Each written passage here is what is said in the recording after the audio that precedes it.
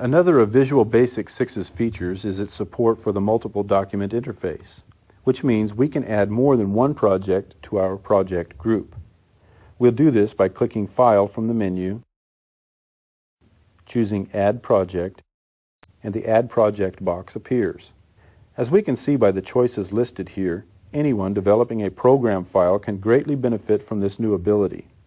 This greater level of organization allows programmers to keep the executable file, all dependent files such as custom controls and DLL files in the same project. We click Open to accept the default project type of standard EXE and are returned to the form window.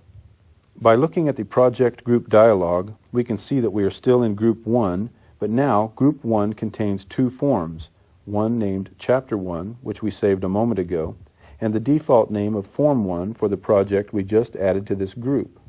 We click the minus sign beside both forms folders to close them and see the icons for both projects in this group, Projects 1 and 2. We can remove a project easily enough by clicking File from the menu and choosing Remove Project. Notice that the project group window now displays only Project 1 for Group 1, showing that our group only contains one project. We click File from the menu and notice the Make Chapter 1 EXE command.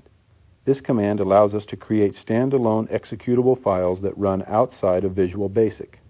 We'll move our cursor over the View menu and see that most of the toolboxes currently on screen can also be brought to the front from commands within this menu.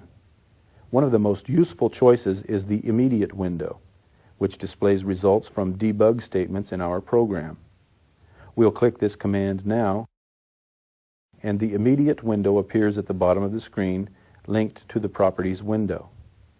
As we can see, clicking a window or toolbars command in the View menu brings that graphical element up in its default linked position on screen. Having this window open does, however, take up screen space, so we'll click its Close button to remove it from view.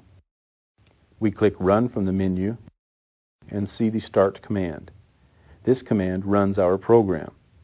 Notice the keyboard shortcut for Start is F5. For the remainder of this course, we will use the F5 keystroke to run our sample applications for both speed and simplicity.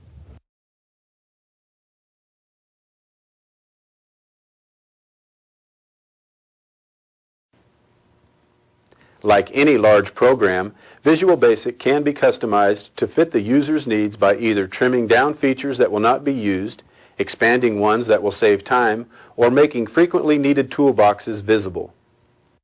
Let's make a few changes to the Visual Basic environment ourselves. We move to the Tools menu, choose Options, and are presented with Visual Basic 6's Options screen. This screen is separated into sections for the different types of options. One of the most important options for new programmers to use is the Require Variable Declaration feature.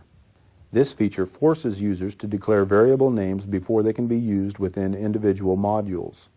We will learn more about this feature later, but for now, let's cover a few more options. We see a variety of quick tip information options that are turned on by default. Auto List Members, Auto Quick Info, and Auto Data Tips all give us information within the code window to help finish programming statements we may not know the proper syntax for. We click the Editor Format tab and see many options for how different types of text are displayed when coding. Clicking on a listing in the Code Colors box shows us a sample of the type of text we will see when coding in the sample box. For example, we click Selection Text in the list and see the text in the sample box shows the normal Windows highlighting. Syntax error text shows as red to help us see our mistakes, while comment code is green to help us remember those lines that are notes to the programmer and are ignored by Visual Basic. Any of these colors and/or styles is customizable by using the color down arrows in the foreground and background fields. We can also change the size of text, though this is usually more of a distraction than a help for most users.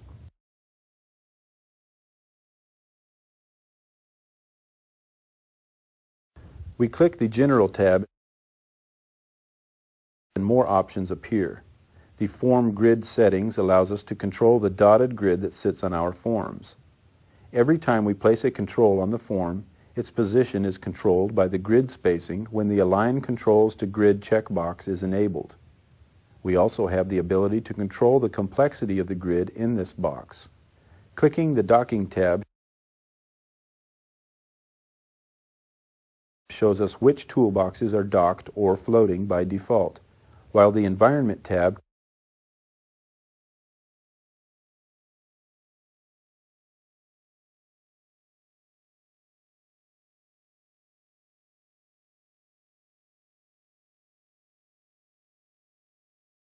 controls settings about Visual Basic's options at startup. Most new users can click the Create Default Project Radio button here, as we do, to avoid the project type prompt at startup.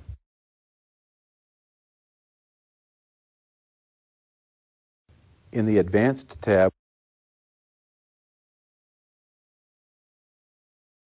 we click the SDI Development Environment checkbox.